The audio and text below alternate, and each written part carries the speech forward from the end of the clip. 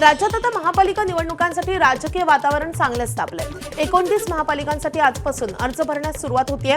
30 डिसेंबरपर्यंत ही प्रक्रिया चालणार असून अर्जांची छाननी 31 डिसेंबरला होईल। 2 जानेवारीपर्यंत अर्ज मागे घेण्याची मुदत आहे। निवडणूक चिन्हांचं वाटप, अंतिम उमेदवारांची यादी 3 जानेवारीला प्रसिद्ध होईल। सर्व 29 महापालिकांसाठी 15 जानेवारीला मतदान प्रक्रिया पार पडेल, तर 16 जानेवारीला निकाल लागणार आहे। निवडणुकांना अवघे 23 दिवस बाकी आहेत, मात्र अजूनही महायुत्या महाआघाड्यांची अधिकृत घोषणा झालेली नाहीये। जागा वाटपाचं त्रांगडं अजूनही कायम आहे। मुंबई महापालिकांसह राज्यात जवळपास सर्वच ठिकाणी शिंदेची शिवसेना आणि भाजप एकत्रित लढतील असं सांगितलं जातंय। पुण्यात राष्ट्रवादी विरुद्ध भाजपाचा सामना रंगू शकतो। ठाणे जिल्ह्यात सर्वाधिक 6 मनपा असून या ठिकाणी मात्र भाजप आणि शिंदे सेनेत युतीवरून अजूनही घणाघाती अशी चर्चा सुरू आहे। ठाकरे बंधूंची युतीची बोलणी अंतिम टप्प्यात आली आहे, पण घोषणा कधी होणार याचं उत्तर अजूनही मिळालेलं नाहीये।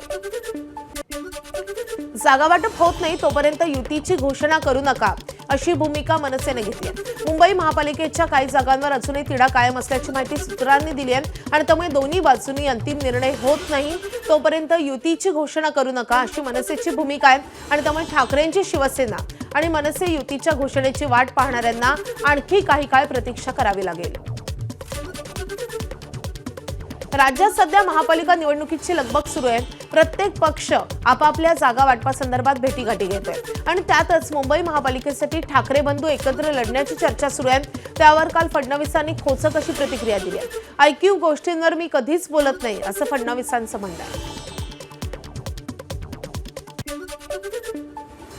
ऐकीव गोष्टींवर मी कधीच प्रतिक्रिया देत नाही आणि आमचं एक तत्व पक्का आहे। स्थानिक स्वराज्य संस्थेच्या निवडणुका त्या ठिकाणच्या परिस्थितीप्रमाणे लढल्या जातात।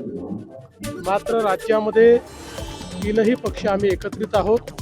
आमची महायुती आहे, ही महायुती कायम राहणार आहे। 5ही वर्ष आमचं महायुतीचं राज्य राहणार आहे आणि 5 वर्षानंतरही जेव्हा आम्ही विधानसभेच्या निवडणुकीला किंवा लोकसभेच्या निवडणुकीला सामोरं जाऊ तेव्हाही आमची महायुतीच तुम्हाला पाहायला मिळेल। राष्ट्रवादी काँग्रेस पक्ष स्वबळावर की युतीमध्ये मुंबई महापालिका निवडणूक लढणार याबाबत आज घोषणा होण्याची शक्यता आहे। आज दुपारी 4 वाजता प्रदेशाध्यक्ष सुनील तटकरे यांची पत्रकार परिषद होणार आहे। या पत्रकार परिषदेमध्ये स्वबळ की महायुती सोबत लढणार याची घोषणा ते करतील अशी शक्यता आहे। आगामी महापालिका निवडणुकीच्या पार्श्वभूमीवर पैशांच्या गैरवापराला आळा घालण्यासाठी आयकर विभागानं 24 तास नियंत्रण कक्ष स्थापन केलाय। आचारसंहिता लागू असेपर्यंत हा कक्ष आयकर विभागाच्या निवडणूक निरीक्षण यंत्रणेचा भाग म्हणून कार्यरत राहील। महापालिका निवडणूक मुक्त वातावरणामध्ये निष्पक्षपणे व्हावी तसेच निवडणूक प्रक्रियेची शुचिता कायम राहावी या उद्देशानं हा नियंत्रण कक्ष स्थापित करण्यात आलाय। आपल्या भागात प्रचारादरम्यान संशयास्पद आर्थिक व्यवहार निदर्शनास आल्यास नागरिकांनी व्हॉट्सअप संदेश किंवा दूरध्वनीद्वारे माहिती द्यावी असं आवाहनही आयकर विभागानं केलंय। हा नियंत्रण कक्ष बॅलड इस्टेट येथे कार्यरत आहे। नगर परिषद आणि नगरपालिकांच्या निकालानंतर काल वर्षा बंगल्यावर मुख्यमंत्री फडणवीसांच्या निवासस्थानी बैठक पार पडली आहे। या बैठकीत नगर परिषद आणि नगरपालिकांमध्ये कुठे आणि कसे कमी पडलो याचा आढावा मुख्यमंत्र्यांनी घेतलाय। येणाऱ्या महापालिका निवडणुकांचं सूत्र कसं असेल याचा देखील आढावा मुख्यमंत्र्यांनी घेतलाय। तर या बैठकीला राष्ट्रीय सहसंघटन मंत्री शिवप्रकाश, प्रदेशाध्यक्ष रवींद्र चव्हाण, निवडणूक प्रभारी चंद्रशेखर बावनकुळे, अतुल सावे, आशिष शेलार, गिरीश महाजन आणि चंद्रकांत पाटील यांची उपस्थिती होती। महापालिका निवडणुकीच्या पार्श्वभूमीवर भाजप आणि शिवसेना युती संदर्भात जोरदार घडामोडी घडतायत। काल मुख्यमंत्र्यांच्या वर्षा निवासस्थानी उपमुख्यमंत्री एकनाथ शिंदे आणि मुख्यमंत्र्यांची बैठक पार पडली आहे। या बैठकीत मुंबईतल्या काही जागांवर शिक्कामोर्तब झाल्याची माहिती कळतेय। या बैठकीआधी फडणवीसांची भाजपसोबत स्वतंत्र बैठक झाली आणि त्यानंतर मुख्यमंत्र्यांची शिंदेंसह शिवसेना नेत्यांसोबतची बैठक पार पडली आहे। दरम्यान आज शिवसेना आणि भाजप समन्वय समितीची बैठक होण्याची शक्यता आहे। 150 जागांवर एकमत झाल्यानंतर 77 जागांवर रस्सीखेच सुरू आहे आणि यातील काही जागा या मराठी तर काही मुस्लिम बहुल भागातील असल्यानं रस्सीखेच सुरू आहे। त्यावर आजच्या बैठकीमध्ये चर्चा होऊ शकते। दरम्यान आज भाजपची पहिली यादी जाहीर होण्याची शक्यता वर्तवली जाते। दरम्यान या युतीच्या चर्चा सुरू असताना अजित पवारांनी मात्र मिश्किल अशी प्रतिक्रिया दिली आहे। ते नेमकं काय म्हणालेत आपण पाहूया। जरा धीर धर, जरा धीर धर, घाई करू नको।